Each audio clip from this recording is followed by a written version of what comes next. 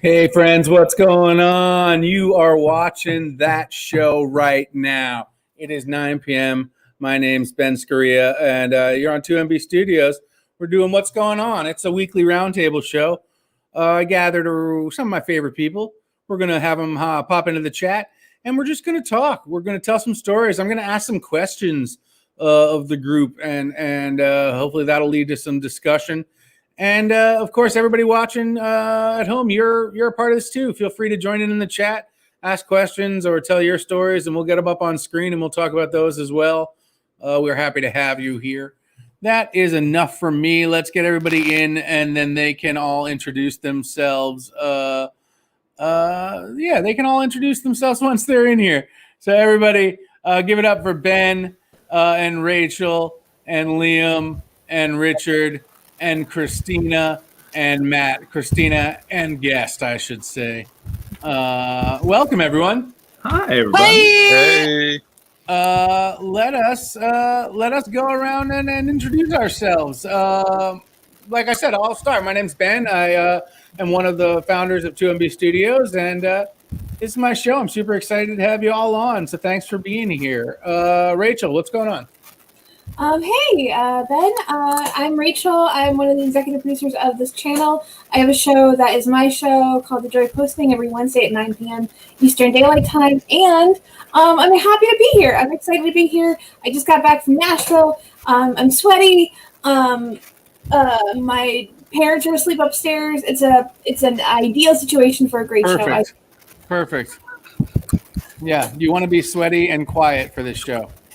Yeah. That's a good combination. Yeah. Matt, what's up? Hi, everybody. I'm Matt, and I, too, like Rachel, am sweaty and gross.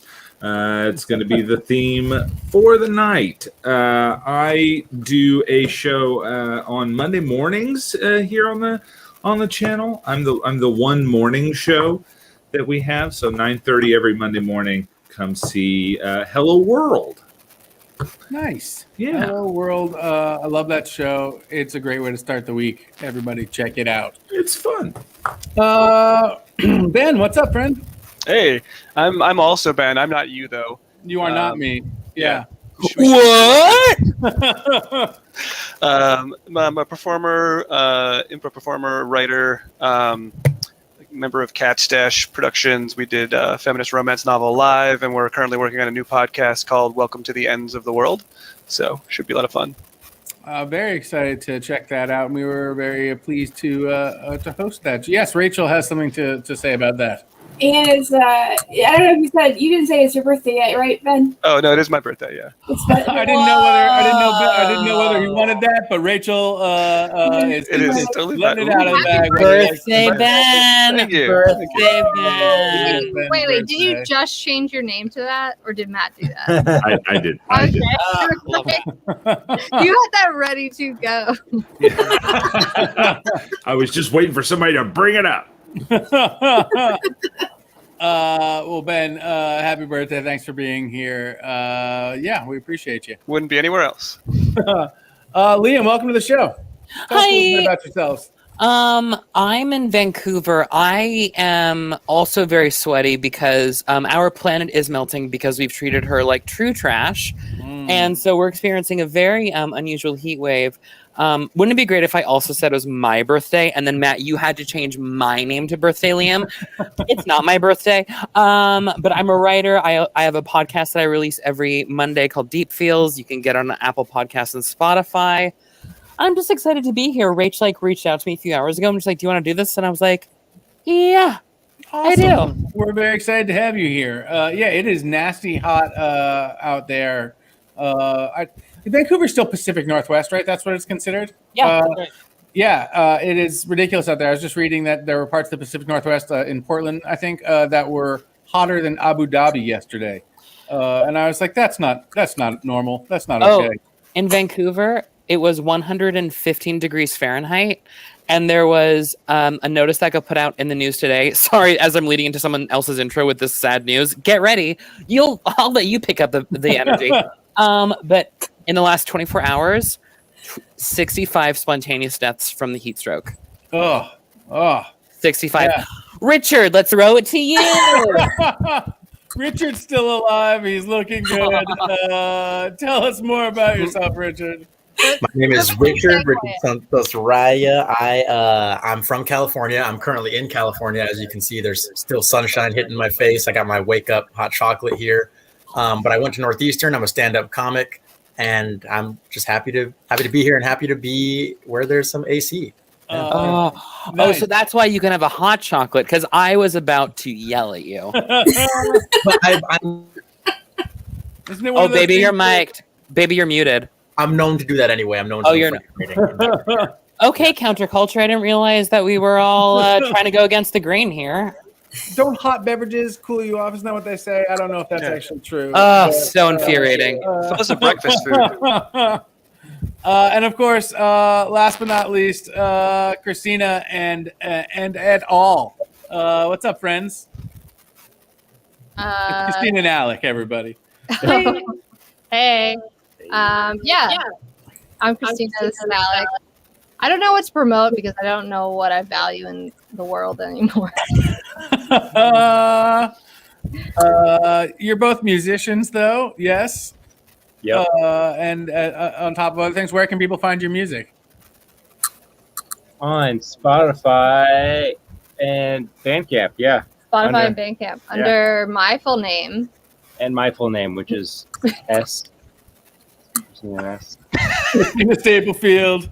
We're really good at marketing. Yeah, you're gonna have to figure out the rest. Yeah, this is deep marketing. This is like, I don't even care if you find my music. You know, I'm just telling people, I don't even care if you don't find it. I'm looking for it right now. Exactly. Like, I'm looking it's working. for it. It's like reverse marketing psychology. I'm super easy though to market to. I click on all the Facebook ads. Like every Facebook ad I click on. I was like, how do they know me so well? Well, it's because they pay me to give them intel about you. And I'm like, oh, try this on Matt. And it works. It looks really good on me. Those algorithms know you better than your best friend. That is a true fact. They're better at predicting what you would want than your best friend would be predicting what you would want, which is so scary and also great. I want good stuff. Well, does anyone have that experience where sometimes, like, you know, when all of a sudden, and you like truly won't even say it out loud, but like a YouTube video that you love that you like maybe haven't seen in like 8 months, like pops into your head. And you're like, oh my God, yeah, that thing. And then like the next time you open YouTube, it's like on your homepage and it's like, oh no. No. Yep. How? So that Like- brings me into future crime, right? Yeah, like this is all Minority Report. Like, yes, I know I wanted to watch Elaine Stritch's Emmy speech, but like not like this. Like not like this. Liam, please. I know you and I know your viewing habits, and I knew that you were due to watch this right about now. Yeah, it's been 9 months. Are you alive? You haven't watched this in almost a year. Yeah. Did you guys used to get those like Wish ads? Because like for me, the frustrating thing about that, or the scary thing about that, was like, what is it telling me? Because it'd be like two things that I really want. I'd be like, oh, that jacket looks amazing, and like, oh, that would be so cool for camping. And then I'd be like, adult diapers, and you're like, what? Why is that there? And the worst part is when you like, because there's a way that you can like hide the ad, but then sometimes you condone it by just like letting it pass, and then even worse, sometimes you get a fucked up ad. And can we swear? And you get a fucked up. Okay, cool. And you click on it so you can like link it to your friend, like, this is hilarious, but they're like, oh, daddy likes, you know. So yesterday I got an ad. I'm not joking. Thank God we're talking about this. Yesterday I got an ad on Instagram. I can pull up the screenshot right now for a product called Face Semen. Can I just say, but I want to say, Richard, I use that all the time. So like, I actually don't know. How did you come by Face Semen? How did I come by Face Semen? I would say, but isn't also the algorithm really quickly, even like it thinks you're interested, even if you like linger on it a second, they're like, oh, well, Richard lingered on it a second. So obviously he wants this content again. It's like, no, I'm using a Vino like the rest of us basic bitches. I don't need fucking cum all over my face. Like this is, I mean, or maybe you do. You want to know something? Maybe you do. Yeah. Is there any actual jizz in it? Did you stop? No, but straight up, like, okay. They have a side-by-side comparison of the chemical composition of semen and the chemical composition of face semen. Okay, so you did read the ad. Yeah, I screenshotted it. Like it's my fault, you know. Yeah. And they're functionally similar, but it's just not semen. But it's great for your face. I didn't get Are it. there any warnings? Like, what happens if you use face semen like in other places on your body? No, there was no. Yeah. Could I get pregnant? Right now, my They search do history very well. is Christina Yeah. Staplefield and face semen. Like this is my Can I Google use search back- history. Can I use face semen on my back or my chest, Yeah. or does it only go? You can use it on. You know what? You can use it on your neck, your back, your pussy, and your crack. What is that sound? Yeah, What who's is got like a that wind sound? tunnel going here? Can you tell if whoever was making the It's me, sorry. was eating a Matt. pineapple? Can you? Oh my God! Was there a melon aftertaste or no? Can I say this something, Richard? It almost makes me angry though that they're calling it like whatever the fuck. Like oh well, it's not semen, but we're calling it semen because it's like why do we need to like sexify and or jizzify and or pornify everything? It's like it's so like I get it, like ha ha ha, so fun. It's like it's the same mindset of like, isn't it hilarious? We gave you a bottle opener that's also shaped like a dick. Like it's like, but it's so unnecessary and Maybe- also is not what it is. And Maybe who I'm is too like using- forgiving, but like I thought it was that there's people out there who are getting cummed on a lot and noticing how good it is for their skin, but they can't always find a ready ejaculate. And so this was like the product. It's like this. Like, we're here to Tell me relieve. about it. 99% of people who are getting cummed on too much wakes up a week later and it's like, damn, I'm really glowing. great. I'm really excited for like that, like truly like the ad copy of like, you know, I'm a gal on the go. And sometimes when I want to get jizzed on first thing in the morning for my morning routine, I just can't get like a guy to my apartment fast enough. And now, thanks to, and then that's like the whole thing. And then it's like, and then of course, like a gay man walks on, it's like, and it's also, and then it's like semen for him, you know? And him is spelled like HYM. Why do they even tender that? Because that's how they do it with every single product. Because that's what happens with every single product. My friend wrote on the sketch show, and she wrote this really funny sketch that was all a bit. The whole premise of the sketch was like marketing women's shampoo, and like one of the jokes, of course, is like, why is this men's shampoo $7 and why is this women's shampoo like $13? It's like, oh, you want to know why? Because there's a bird on it. It's like, why? It's like, well, because there's a gorgeous flower. It's like, it's all so unnecessary. Yeah, the pink tax, right? Isn't that what they call that? Oh, right. Yeah. It's like Yeah, this- there were those pens for women, like Bic pens for women. That was like $1 more because it was pink. Oh, I remember that. That was so awful. That was Yeah. so awful. Yeah.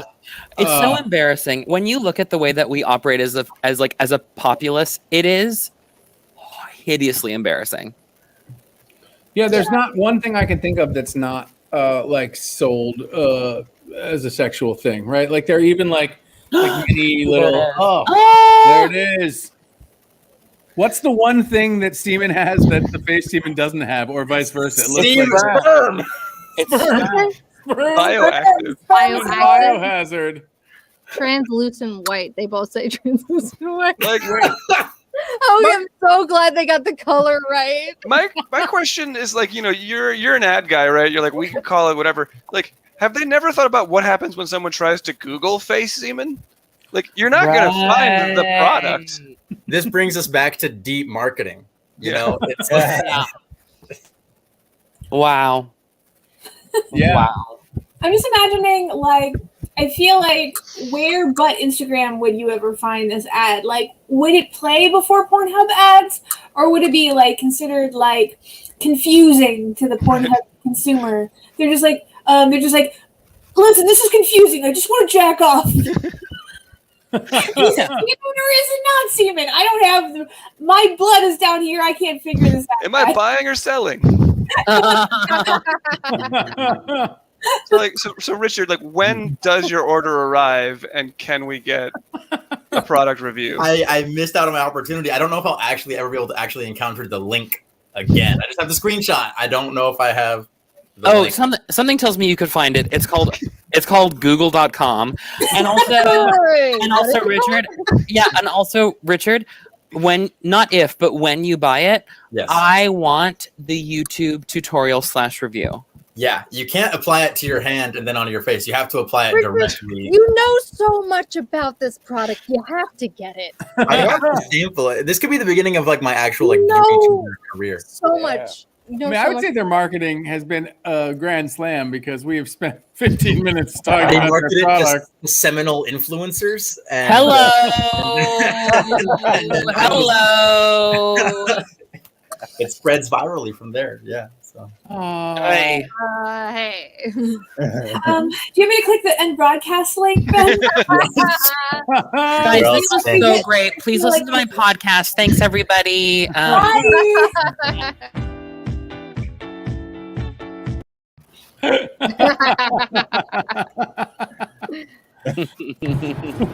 Yep. Well, it was the shortest, but also the most wholesome show that we've ever done. Like a Curb Your Enthusiasm episode.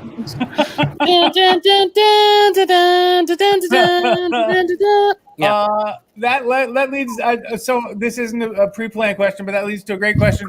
Is there a product that you can think of, anybody can answer this, that you bought on a whim that you then were either surprised at how much you enjoyed it or were ashamed of it? You know what I mean? Like something you bought sort of as a joke, and then it turns out that you use it all the time.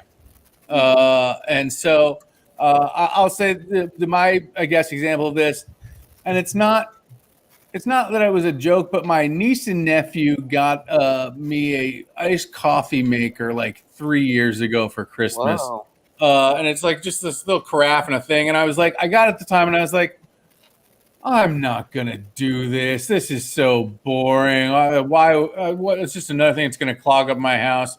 And I have used that thing every single day, give or take, for 3 years. Broke the carafe, ordered another one like overnight because it's my go-to coffee now. I don't buy coffee out at all. It's fundamentally changed the way I drink my iced coffee. And so I would say that's something that really surprised me at how functional something was that I wasn't expecting it to be.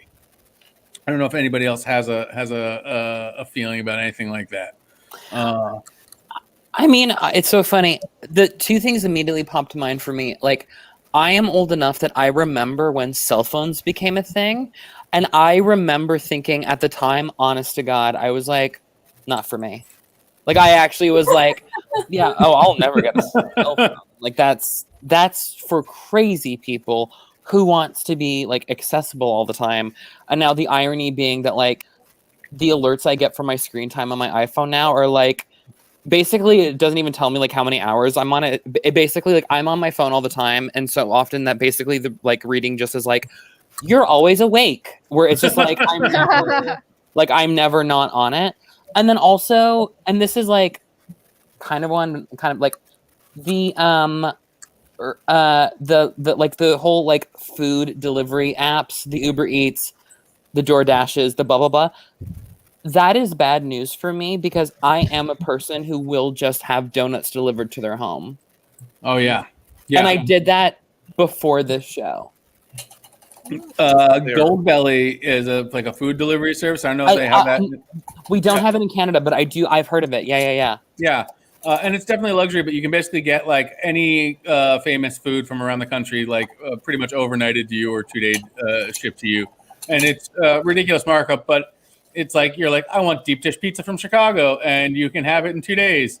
Or like, I want right up steak and cheese sandwich from Philadelphia, and they literally put it on dry ice and like send it to you overnight. So I could order Pequods from Chicago if I wanted to. You could, yeah. Holy Yeah. shit. So wait a minute. I'm so sorry, but as a Canadian, I do need to inquire more. So wait a minute. So it's shipped on dry ice. This is how they're preserving it. Yep. Yeah. And so then it's like coming cold, and then you just like let it thaw, or you put it in the oven. Yeah, so a lot of them say like you can put it in the freezer, and if you want to like freeze it for up to 4 months or something, it's fine. But yeah, some of it you just thaw and let it, depending what you're getting. If you want like a New York cheesecake, they'll like just let it thaw, like out on the counter. Or if you're getting, barbecue from Franklin Barbecue in Austin, Texas, they're like, yeah, you wrap it in tinfoil and you put it in the oven for however long, and it's ridiculous what you can get on there. Have you ever wanted to and- pay like a little bit too much for something that's almost as good as you want it to be? Yes. Yes. I will say, like, I know, not to be this person, like, I know the United States is broken, LOL, but like, I just want to say the number of things that you guys have as amenities that I'm like, I would truly give up healthcare for, like Gold Belly, Venmo, like, because like we don't have that in Canada, so it's all like sometimes when I just hear about like, oh yeah, in the United States we have 17 different kinds of Oreos, I'm like, I'm moving tomorrow. Like I will give up, like I will become a refugee. I will give up my citizenship, and I want to just taste like the carrot cake deep and delicious cake. You want to do Liam, you guys don't have Venmo?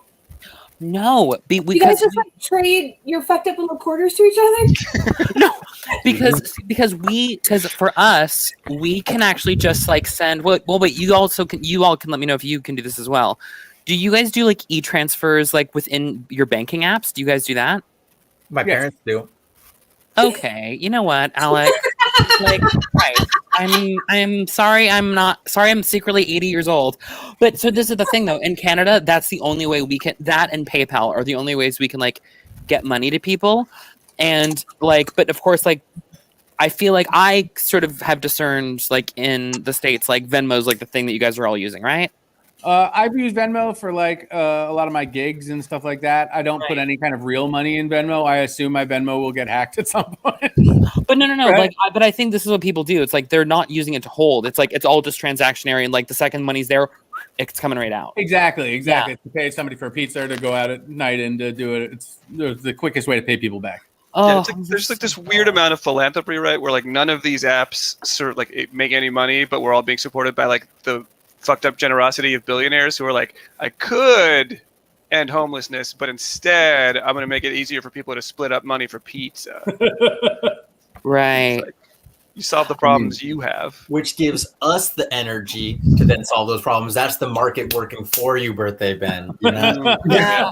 Guys, I don't know if you remember. Famously, trickle down economics. It works. Like it works. Yeah, we've all seen it. Yeah. I will say that the most ominous thing for me is all of these like multi-billionaires talking about space travel. I'm like, they have a plan, and it does not include us at all. I know this is. I don't mean to bring like bad mojo into the world, and I don't really ever wish this on anybody, but part of me is like, is Jeff Bezos really going to blow himself up in like a month? Because that would be fucking hilarious. Listen, Right? you know what? To quote the great Wendy Williams, "Death to them all." Yeah. I like get them out of here. Get them out of here. I think that'd be so funny if he spent his whole life like, I want to go to fucking space, and he's like spent a fortune on it, and he finally built a spaceship, and he's like, we're going to space, and then it just fucking blows up on the fucking thing. I would fucking laugh. I'm sorry. Like, I think that's hilarious. And I know that probably makes me a bad person, but I don't care. I did the math recently where I was like, because of course, like at the throes of like beginning of the pandemic, everyone's really struggling financially, blah, blah, blah. And you know, that whole sad thing. And I remember, and I was like, if Jeff Bezos, I remember figuring out the math, if he gave like literally every single American citizen 1 million of his own dollars, so that'd be like approximately $350 million, it still would not even account for like 10% of his wealth. There's a game you can play. It's like one of those like online, like not a flash game because that technology is deprecated, but like it's called You Are Jeffrey Bezos, and the premise is like it's like Kafka's Metamorphosis, but you've woken up and you're Jeff Bezos, and the only way you can return to your own body is to spend all of his money, and you can't do it. It's impossible. It's like, do you want to like redo Puerto Rico's power grid? Great. It's a drop in the bucket. Like, yeah. Oh no. Oh, what a depressing game. I know. Someone wild. told me yesterday that like baby boomers used to basically be accountable for like 20% of like the global wealth or something, and now millennials it's 2%, and of that 2%, like half of it is owned by Mark Zuckerberg. And that honestly, that made me want to like take a blade to my wrist and cut it like the right way. You know what I mean? Like not in like in the attention way, but like in the right way. And I was like, I have not heard that since middle school.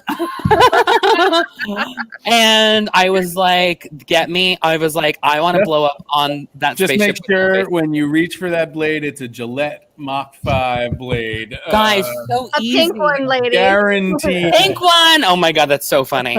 And there's like an ad that flashes. Can we flash the 1 minute Twitch ad that's just for razor blades? Yeah. That'd be great. Yeah. Oh my god, did anyone read Tatum O'Neal's memoir, A Paper Life? No.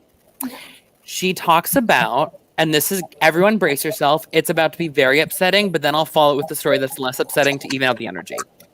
She was like 13, and then she like, and I'll say this, try and make this as delicate as possible, trigger warning, this is going to be upsetting. She like tried to make an attempt on her own life, and she showed her wrists to her father, and Ryan O'Neal, while sitting in the tub, looked at her and just said, "You did it the wrong way." This is the example to humanity Ryan O'Neal is.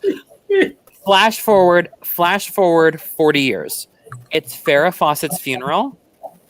Ryan O'Neal is, of course, there paying his respects. He, of course, was with Farrah Fawcett for a very long time, and he like spots this like really attractive like 50-something like blonde woman, and he like kind of starts like making the moves. Ryan O'Neal by this point is like in his 80s, but he kind of like starts like making the moves, and the woman turned to him, looked at him, and said, "Dad, it's me." It was Tatum O'Neal. He was hitting on his own daughter, and he didn't even know. Oh. Oh. Richard, back to you. Richard, what have you bought during the pandemic that you thought, oh, this is a fun thing? Yeah. You use it all the time? Yeah, we got away from that a little bit, but I liked it. But yeah, Just do a you little have bit. anything? Just a little bit. I don't know. I'm not really. I'm pretty like centered as a human and don't really like impulse buy to like satiate, the endorphin cravings. But Oh, well, look at Except for Oh, face yeah, saving. doing you. I feel like I have a gadget that I want to demonstrate here. I can't find it, but it's like the next level of like leg rollers, but you use your. Let me see if I can just find. Give me like 14 seconds. I'm gonna hunt around. Yeah, this is gonna be All right, exciting. you only have 14 seconds though. 14. It's like a game show. If he finds it in 14 seconds, 13.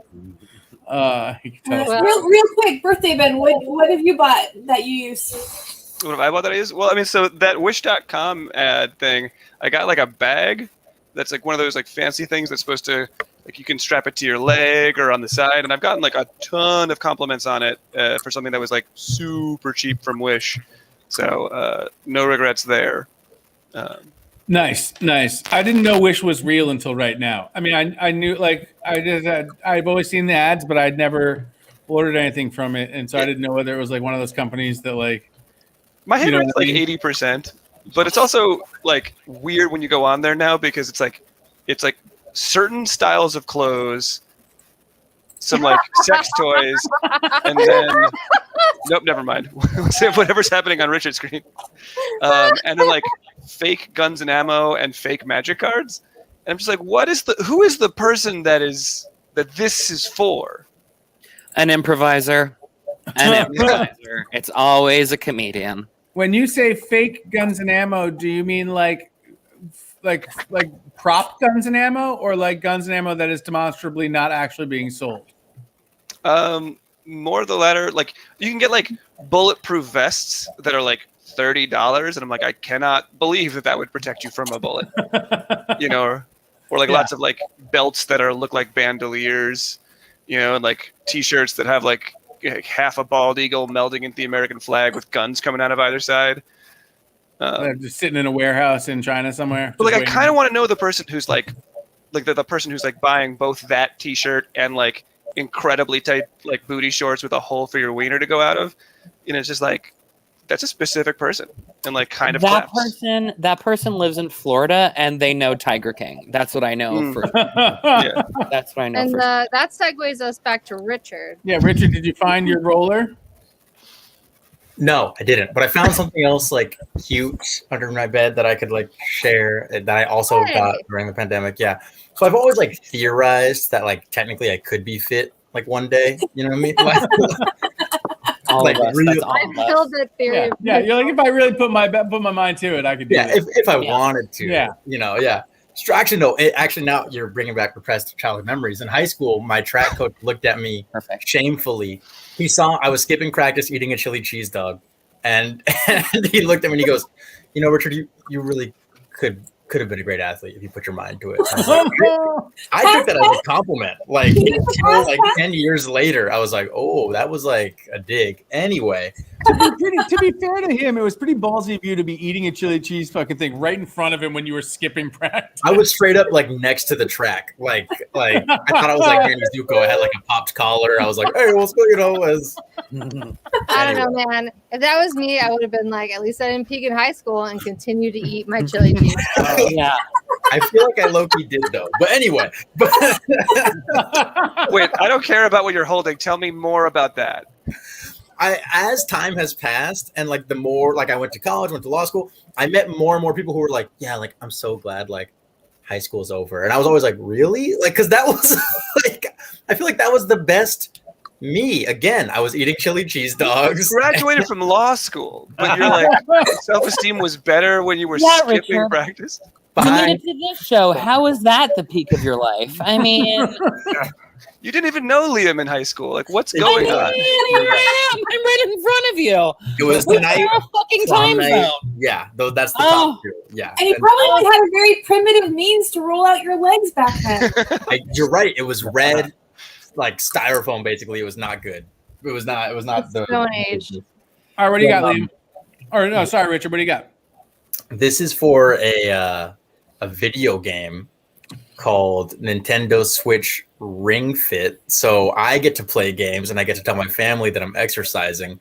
And the controller is this wheel that has like tension on it, and you squeeze it to like jump, and you pull it, and you.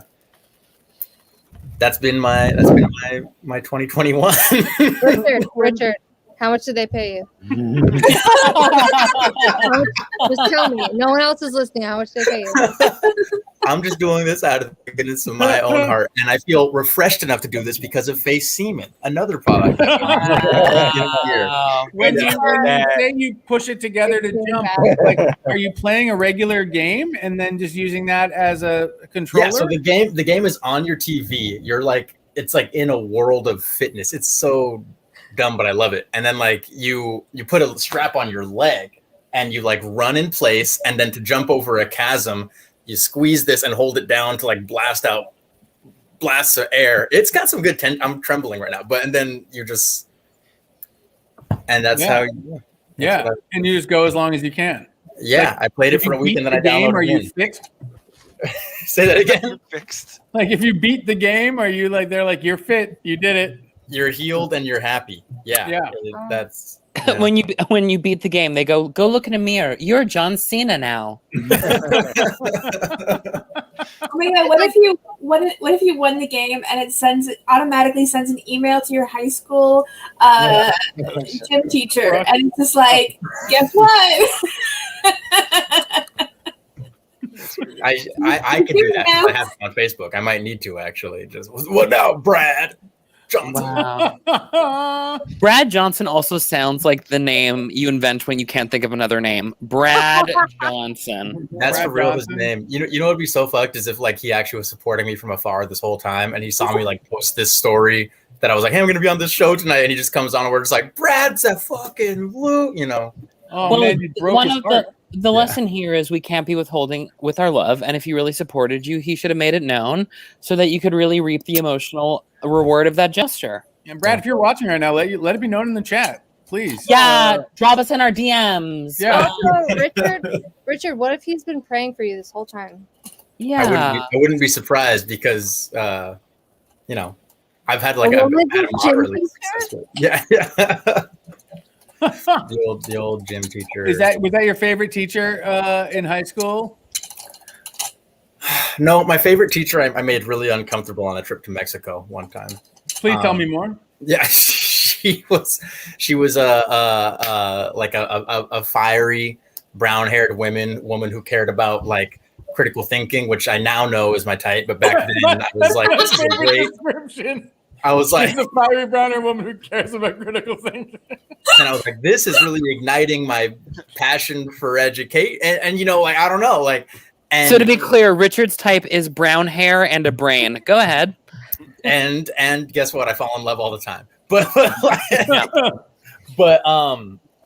we did like a service trip to Mexico, which I was a huge asshole on the entire time because I unfortunately am also Mexican. So I was like, this is a classist, racist, everyone else was just like eating tacos and like getting community service credit hours for it. And I was like, Everyone was eating a taco, getting an A. yeah, I was, making a stink,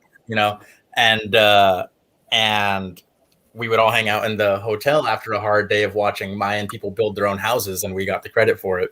Oh. And I just felt so, Teen Italian. Whoa. My name is Brad. We can, you can slide, DM me later. But anyway, but I was communicating with Miss Thorman, Miranda, as I called her, and Wait, can I just stop you 1 second? Yes. When you called her Miranda, did she say, "Call me Miss Johnson"? Foreman. Yeah. No, she called me. She liked being called Miranda. So see, I was like, okay, here we go. And then She was putting out all the signals, man. She was like, by her name, bro, like if you only knew. Yeah. But long story short, we were in the hot tub. It was like a group of us. It was a group of us. We were being very jovial. Everyone was horsing around. There was like a frisbee. I tickled her. I like squeezed her. I like tickled her like on the ribs. Because we were not in a classroom atmosphere. We were both there in our She just is, you know what? She's just Miranda in a hot tub. She's a woman. We're in another country, There's rules don't apply. Yeah.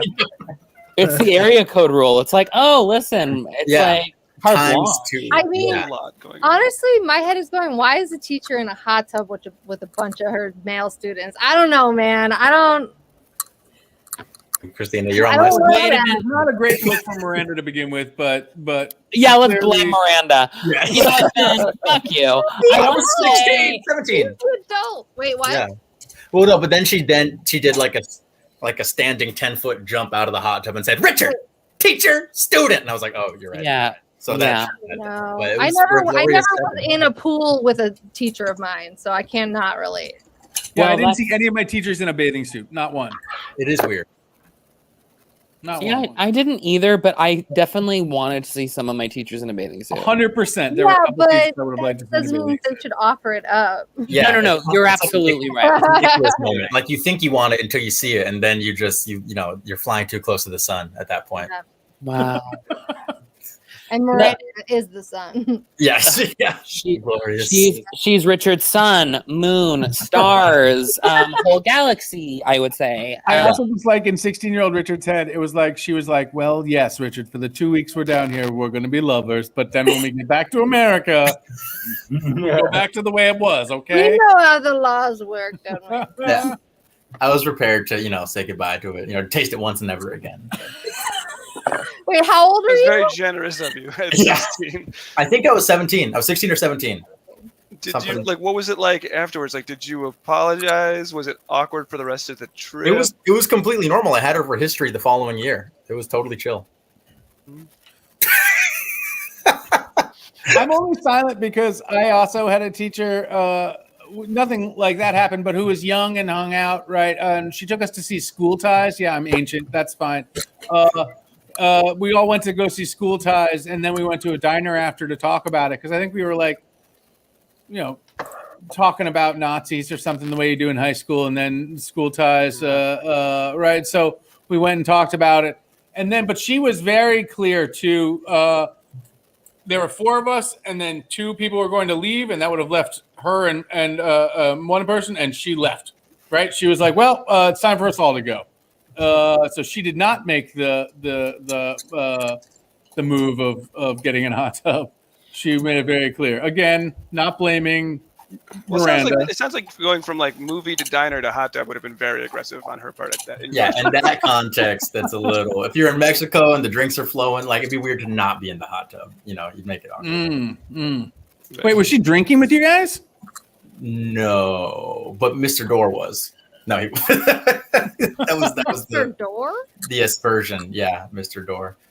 That might have been his fake name because he was an activist in the '60s, and he told us stories about the FBI tailing him. Berkeley High was so fun. Berkeley, yeah. that explains everything. Yeah, sorry, should have led with yeah. Oh yeah, you really buried the lead. You should have just been like, so by the way, the story takes place at Berkeley. We would have been like, got it. Also, I love that his name was Mr. Door. Now I figured it's totally fake, and he just like looked up and was like, "It's a He's like, Door. I'm escaping. Yeah.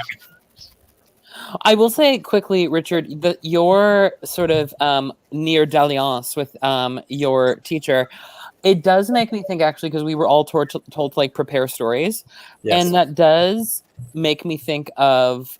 So when I was 11, I was taking swimming lessons.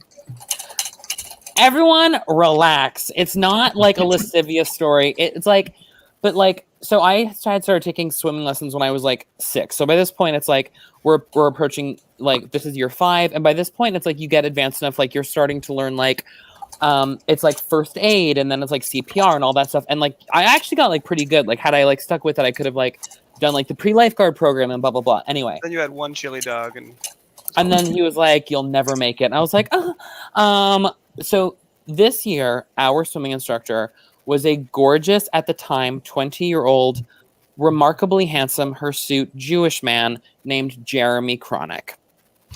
Jeremy, real name. This is his real name.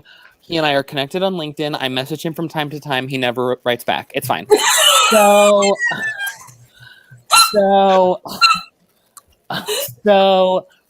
we're doing so like by this point I'm like 11. I am like aware of what the word gay is, and it's at this point in my like child's brain I'm only starting to connect like the dots of like, oh, I think I'm that thing that is this definition of this thing.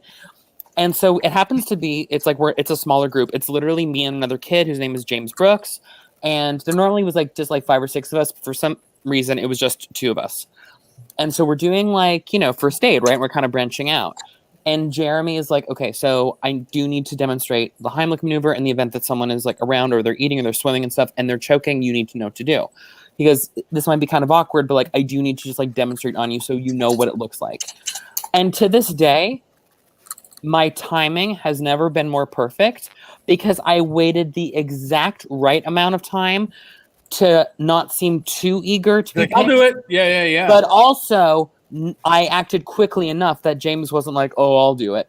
And I remember to this day my exact line read of me volunteering to make it seem like I'm an incredible human being that I'll like take the bullet. I literally went, I'll do it. So nonchalant. So nonchalant. And so and it's the Heimlich maneuver, right? So I like position myself in front of him. And I remember him like putting his arms around me to like make the gesture for the motion. And of course, like I still have like a vivid physical recall also of like the hair on his chest, like scraping up my back. And guys, I want to just say this. It was in that moment I knew I was like, you guys, I love swimming. And this is important to me. And I want to also say, as a final little like detail about Jeremy, his swim trunks were not like a regular swim trunk, like by which I mean like whatever he was wearing, I'm going to assume did not have like an inner like netting or a lining. I think he just wore like spandex. No, like an athletic short.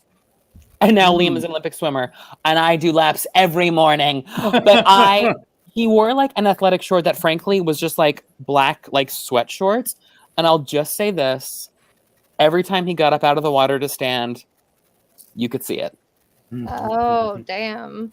It was like a very formative summer. And it was also that same summer where I would like find excuses to like watch him be on duty, even if I like wasn't swimming. And I know like you're thinking like, Liam, you're 11 years old, just go swim and be in the pool.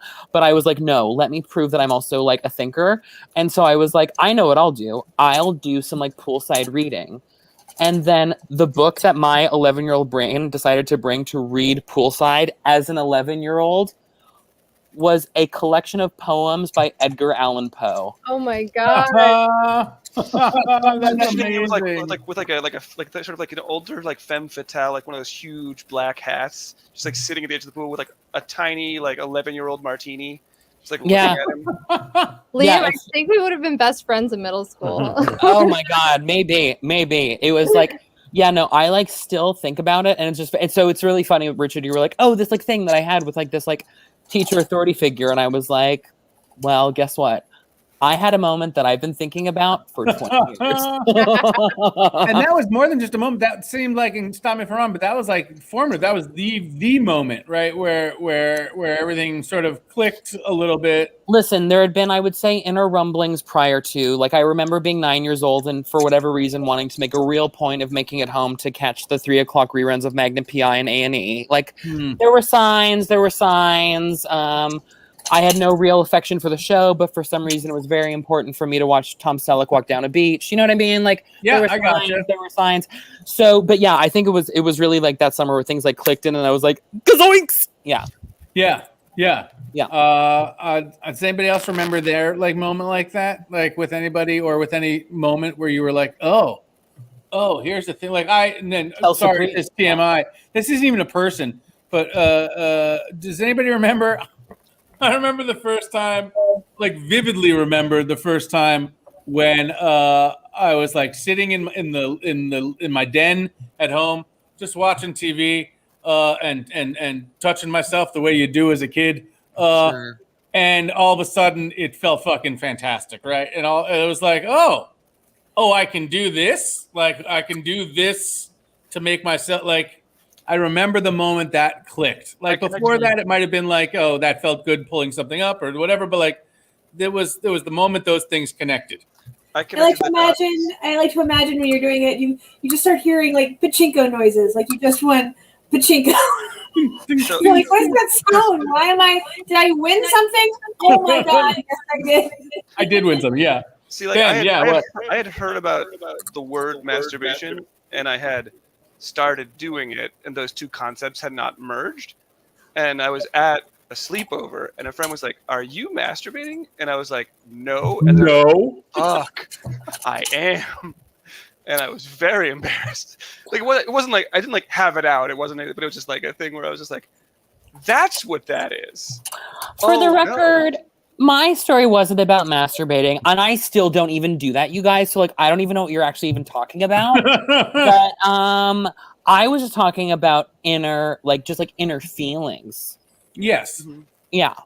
So maybe not everyone needs to talk about the first time they jerked it. You know what I mean? Well, the year was 1794, and let me tell you, time, though. I had just been burned at the stake the first time for people assuming I was a witch. This was That's my story. Good though.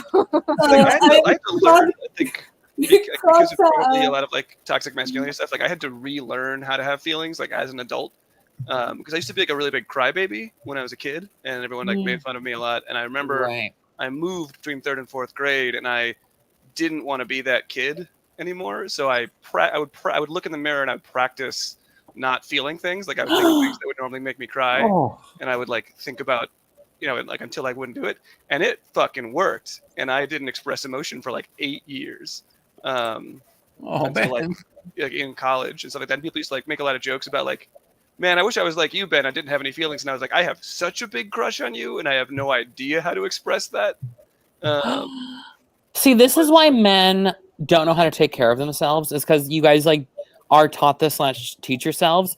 And I wanted to say this, it's the same guy who like when they're apartment hunting will look at a basement apartment with like 5-foot ceilings and be like, how often do I need to stand? Like, it's the same person who's like, I don't really know how to like assess what my needs are, and I'll just like put up with anything and let this horrible feeling inside me fester until I like blow.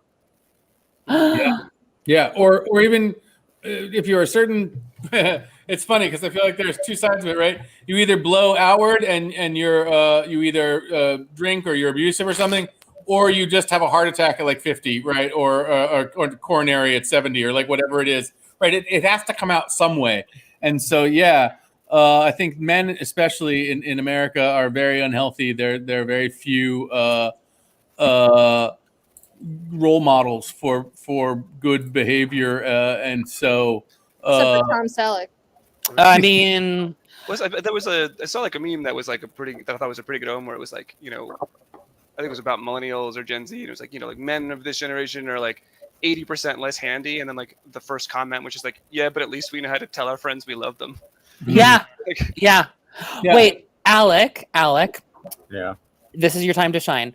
Would you say? Oh my God, he's ready. Would you say you're an example of someone who is in touch with their feelings, or do you struggle to express your feelings? In touch. Next question. Wow. This was also just my way to sort of like get Alec to talk. Thank you. Yeah. No, I could. Let's everyone ask Alec a question. Well, no, I could tell Alec was sensitive because he had his hair in a top knot, and that was like my first telltale sign, and also that you're a musician. I was like, no freaking way, he's a musician and is going to be all closed up in there.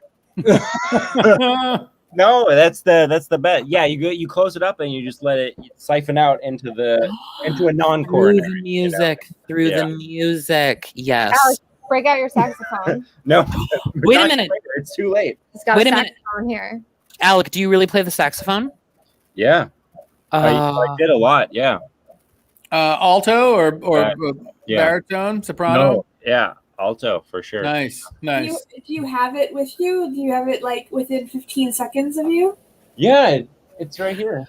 Don't you guys think, like, truly, anytime someone demonstrates, and I mean even the most rudimentary, like, musical, like, inclinations or, like, talent, I'm always like, behold the wonder. It's kind of like when I meet someone who has a British accent, I'm like, you're Shakespeare. Like, I'm very easily impressed. Because it's so outside of the realm of what I know in my day-to-day life. Because I don't have any musical ability, but I like desperately want musical ability. I love the saxophone. I feel like saxophone. It's just a saxophone. There it is. Ooh! Oh, I love it. Yeah. Wow. Okay. And if you could now just do like the whole like saxophone solo from Edge of Glory by Lady Gaga, we really appreciate it. And also, Alec, you have to listen to what I say because it's still technically Pride Month, and if you don't, it is a hate crime. I'm sorry. Alec, what's the one? I don't know that one, but Alec, wow! Someone call Glad because we Do you know? Give me a ring star. Alec, what's the one instrument that you don't play that you wish you did play? Oh yeah. Harmonica, that'd be fun to do that really well. Just bust it out. It goes really like out of the pocket. All right, Bruce Willis. Is the harmonica hard to learn? I feel like a harmonica is semi-easy to learn. Like not easy, but yeah. Oh well, I think you can do ones that will just be in a key and that'll be easy, but then there's ones that'll be in like chromatic and all the keys and that'll be hard. Probably. I don't know. This is like watching Monet talk about how much he really just admires good finger painters. Mm. You're like, yeah, I guess there's art to it. Harmonica, that's such a cool choice. Yeah, Rachel. I have a question. When I think of saxophones, I think of the guy from The Lost Boys who plays the saxophone. And have you ever seen that movie? And is that guy an inspiration to you? And do you know the music? Do you know the song that he plays? No, I don't know The Lost Boys, but I just watched The Lost Highway that David Lynch. Totally different. Very different. Bill Pullman plays the saxophone, and I think it's probably like that. And I would say, yeah. Do you know the saxophone solo from that? Because I feel like we've got a little bit of like Chekhov's saxophone going on now, and I'm going to be deeply uncomfortable until it gets played. I still have to play it. Is what you're saying? I mean, we're not saying the saxophone is like a metaphor for jerking off, but we do. Oh my God! Wait a minute. You guys also know who that guy is, right? Who's that guy? He's also Tina Turner's saxophonist. Oh. He toured with her like throughout the 80s and 90s. Wow. All right. Yeah. That's a buff saxophone player. That was my track coach. Yeah. Bad job. You're never gonna be anything. And then he's That guy, saxophone player. I mean, we should listen to that guy. He was an accomplished musician. Tina Turner liked him. Yeah, exactly. He has a very rich filmography.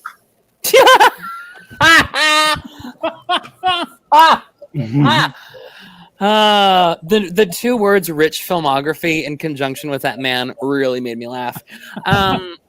What's the song? I think it's from the 80s. I'm going to do that thing that I'm sure every musician hates. But it's the one, it's got that saxophone solo. It's like super famous. And it's like, Careless Whisper. da-na-na-na-na-na. Yeah, no, it's not Careless Whisper. St. Elmo's Fire. Which one is it? Isn't it St. Elmo's Fire? No, it's almost like it's like a pop, but it's smooth jazz. Like the chorus is literally just like a saxophone lick. Is it Smooth by Carlos Santana? And wait a minute, you are absolutely sure it's not Careless Whisper by George Michael. I am, because I love that one. That is one of my favorites. Wait, do it again. Just do it again. Do it again. So it's like na na na na na na. Oh, Are you sure it's not Baker Street? Like. Yeah. I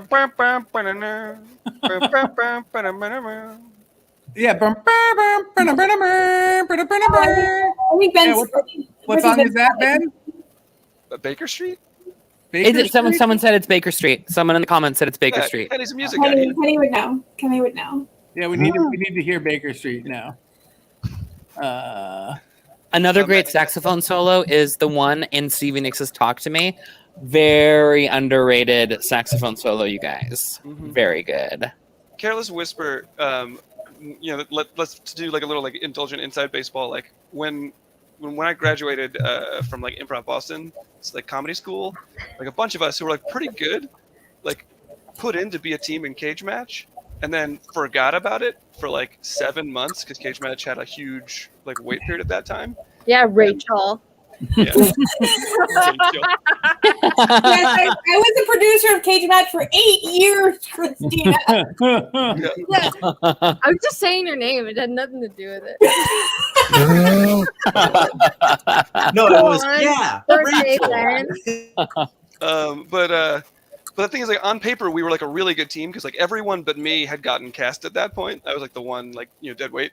But and there's this other team like Release the Goods that had been like doing like a pretty legendary Cage Match run, and like they were hungry, they wanted it, they were like had like this legion of fans, and like Eric Frieden was on the team and like I think was unemployed at the time, and so he had nothing better to do than to make like incredible promo art for us, making us into like the bad guys from the Karate Kid. It was just like, we're gonna crush these newbies, like come out and watch us destroy. But like no one knew that we had nothing, like we had no chemistry, we hadn't even like played with each other in months. We had no chemistry. And then like downstairs in the green room, we like got back together, and like that warm up was one of the greatest moments of Comedy Mind I've ever felt in my entire life. Like everything we were doing was just playing so naturally off each other. And then we of course decided that our walkout song would be Careless Whisper, and it took the energy right down. And I have never. We just like the biggest egg all over like that audience. They were like and like Release the Goods had packed the theater. They were like, it was just all these people ready to come like support the hometown team, and we just did the single worst set of improv I've ever been a part of in my entire life. And it was Fun like fact, Ben, that terrible improv set. Later that night, first time I ever masturbated. Wow. That's how Rachel knew. Rachel. That's how Rachel knew. One person's trash improv set is another person's spank. orgasm. I'm like, I don't know why. I don't know why this is my deal. I don't know why this is what I'm turned on by. People's. That's what we're here to explore. So, Rachel, Well, let's Brown hair, lack I would say if I had to guess, Rachel, it's like it kind of relates to like a cuck fantasy because you're like, oh my god, I just watched so many men be embarrassed on stage. Oh my god, like this has to be it. This has to be it. There's something I think really like usually for me in a non-sexual way, but like there is something like gratifying about watching people you know are awesome have a bad night. You're like, oh. No, because it is kind of like it does level the playing field where you're like, oh, phew, okay, good. Even they suck sometimes. Like, oh, thank God. Right, 'cause Wait a you're minute. not worried for them because you're like, oh, they're amazing. Like I know Right. they're very good. They'll bounce back. Yeah. Do we have Baker Street queued? We do, but I'm not sure we can clear it. Yeah, we can't play Baker Street. Look it up on Spotify. Alec, can you play anything at all? Anything? if Alec can play it, we can play it. I think it'd be. As you guys were singing it, I thought it would be really funny if you would just sing things that I don't even know, and then I try to figure it out from you singing it and get closer. Alec, if you could play Baker Street, the you can solo sing from it. Baker Street, that would be pretty awesome. Is it hard? Yeah, I don't even know. I think we pretty much Is it hard? Literally anything you do, they'll enjoy. Christina, how dare you say You remember know the thing it's that I just true. said? Wait, you know it's true. If you could even play like Mary Had a Little Lamb, you know. Guys, remember in Sister Act 2 when I think it was Alana Ubach started singing Mary Had a Little Lamb, but she like put that super crazy vibrato on it and then everyone laughed at her? God, that was a real moment in cinema for me. Another moment where I was like, I'm gay. Sister Act 2 was when you knew as well. Yeah. I will say, I don't think I've ever seen Sister Act 2 or either of the Sister Acts. I will say that I'm sorry, Liam, but I will say that Sister Act But 2 you haven't seen Sister Act 1 now? I'm shocked. Yeah, it's fine. Sister Act 2 Back in the Habit, I think, is the most amazing, maybe my favorite name of any. Like, Back in the Habit is such a perfect sequel name. Yeah. I think about it all the time. I'm like, back in the habit because she wears a habit and she's going back there to be a nun again. And I'm just like, I just start crying. I'm like, this is such a good name. Is Lauren Hill in that one? Yeah, of course. Yeah. Yeah. She's in 2, right? Yeah. Yeah. I remember that. Yeah. The And now Sister you Act know they is awesome. and they greenlit a third one. They are doing Sister Act 3 with Whoopi Goldberg. You put it away. Well, what can they name it? What's I know, it yeah. gonna be? What? Yeah. All right, everybody. Yeah, name Sister Act 3 here. Oh my God, this is where my writer brain shuts down. I'm like, oh! I mean, Sister Act 3, Are we the Holy doing Trinity, short right? form now? Something about some Trinity something. Sister Act 3, the Holy Trinity. Ooh. Holy Trinity. Whoa. That's it. That's it. That was good. Yeah, first right off the bat. Wow. Richard nailed it. Hollywood, if you're watching, you can have that one for free, but the rest are going to cost you. Well, don't give up Richard's idea for free. God, Richard. Richard, I gave away your idea. This is We where got him Hollywood in the gets door. us. Richard, your idea was the facial. I don't even remember what it was called. We talked about it for 20 minutes, and I'm like, facial cum. Facial cum. They should have had me in the room when they were naming face semen. I could have, lickety split. All right, everyone. Lickety split, that's what you What's an call it. alternative name for face semen? Oh, I have one. Yeah. It's just come as you are. Yes. It's Nirvana themed. Is it ever? It's bleach blonde cum. Yeah. Are we still thinking of names for that? 100%.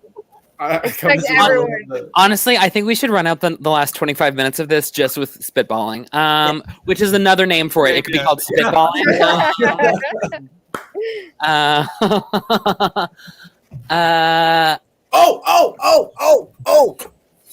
No, that this it? is terrible. This is disgusting. Wouldn't it be great if he just said Sister Act 3, the Holy Trinity? No, okay. Father's milk. Oh. I mean, like, I do get it. There's a nice Isn't place in my Mother's Milk town like a called thing Daddy's already? Dairy. Sperm face. Sperm face. Good old sperm face. Yeah, it would have to be like facial. What about just like facial? Oh my God, facial is so good. That's the was upscale looking- version. It was looking us right in the face. Yeah, it was right there the whole It time. was right there. Facial is actually a beautiful name for that product. That's perfect. FAYSHUL. Mhm. Wow. Way to gild the lily, Richard. I Got a real Icarus over there. So, a product that I really liked that I bought during the pandemic. Wow. Wait a minute. Is Alec not going to play the saxophone? Ah, you remembered. Rach, not to. Liam, can I be honest with you? Mhm. I don't think he could really play. You know what? Performance anxiety. Been there. That's why we all got sperm face. Rachel, what's the product you use in the pandemic that you're like, ugh, or just generally? Yeah, one thing I will say is if Alec can play, which like right now is up in the air, is like a real question mark. I will say that it is Ben's birthday. It's birthday Ben, so if we just wanted to fucking play Happy Birthday on the saxophone, that would probably be thematically appropriate. We all probably feel really good and like we really accomplished something, getting to hear the saxophone and getting to wish Ben Happy Birthday. Just putting it out there. And now back to my thing.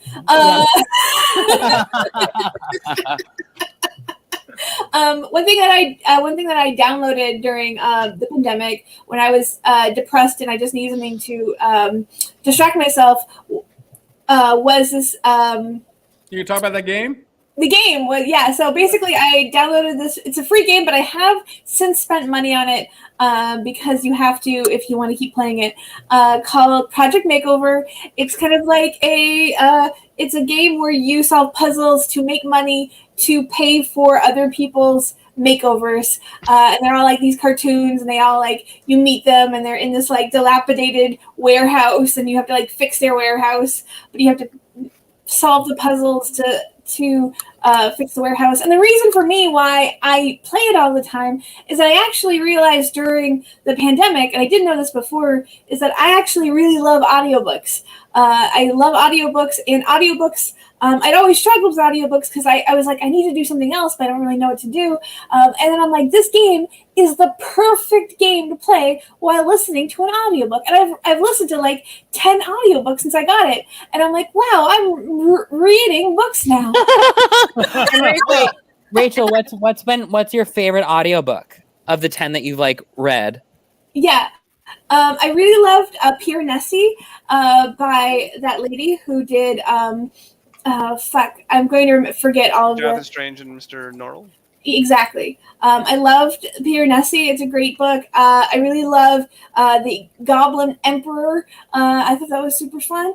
If you like fantasy that has very little fantasy in it, if you're like, I really wish my fantasy had barely any fantasy, this book is for you. Have you ever read a fantasy book and thought like, man, I wish they just mostly talked about imperial policy decisions for like a long time?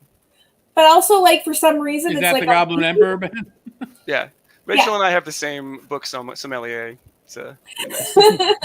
And sorry, and for those speaking layman's terms, a book sommelier is also known as librarian. Go ahead. Yeah, a book Not in sommelier. Somerville.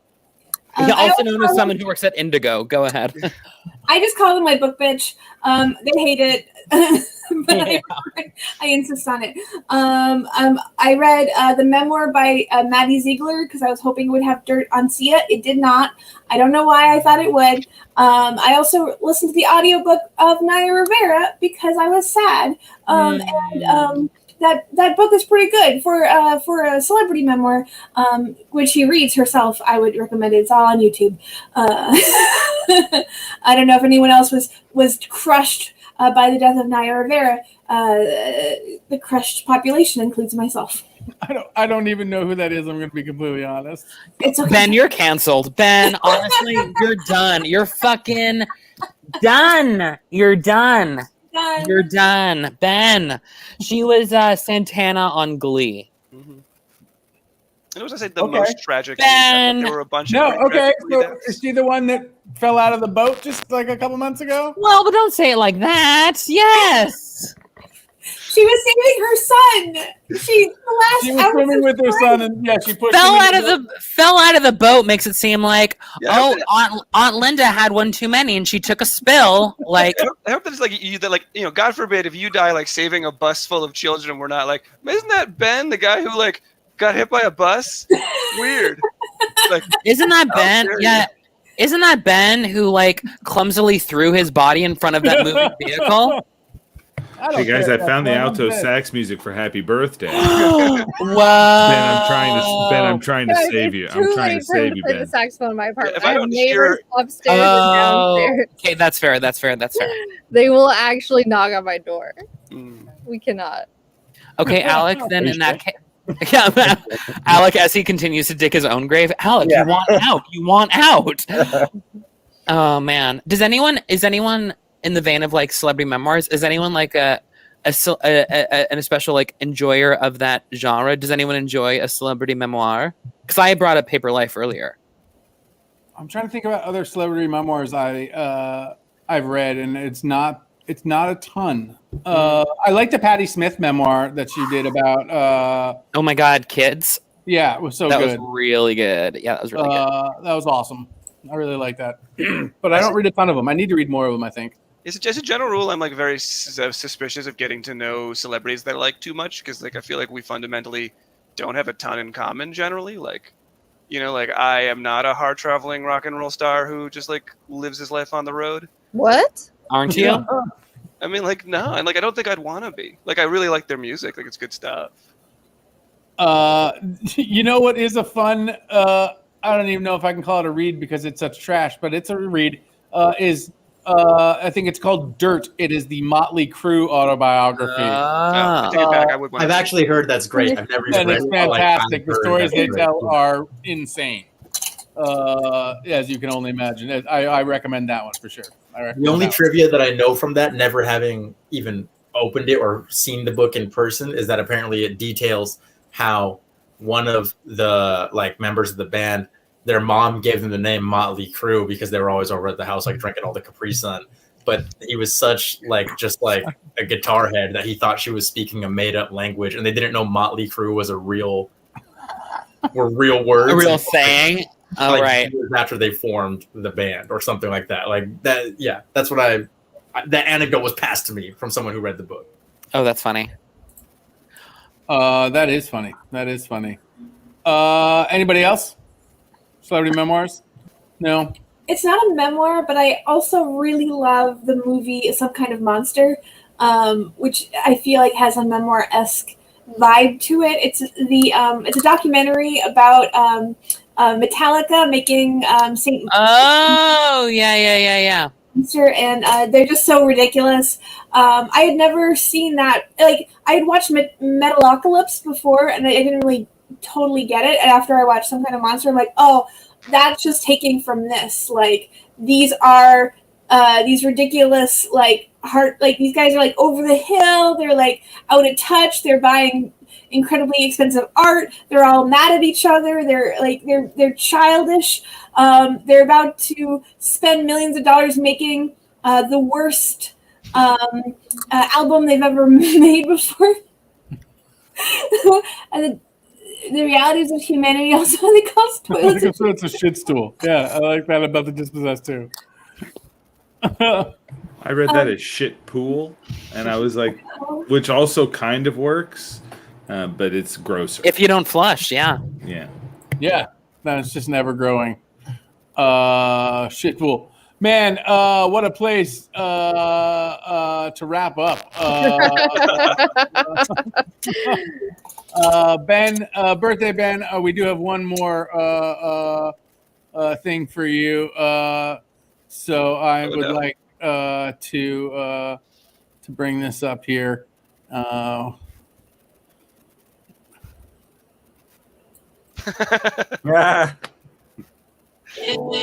Alec recorded this for you. Oh, thanks, Alec. It means a lot. And he did the slides. He did the slide. Yeah, Alec, he did the you're slides. so talented. He slaved over these slides. Like Every Dude. moment of your life. Every Sounds like moment of threatening. your life. That's an aggressive thing to tell somebody. honestly, Ben, we mean it.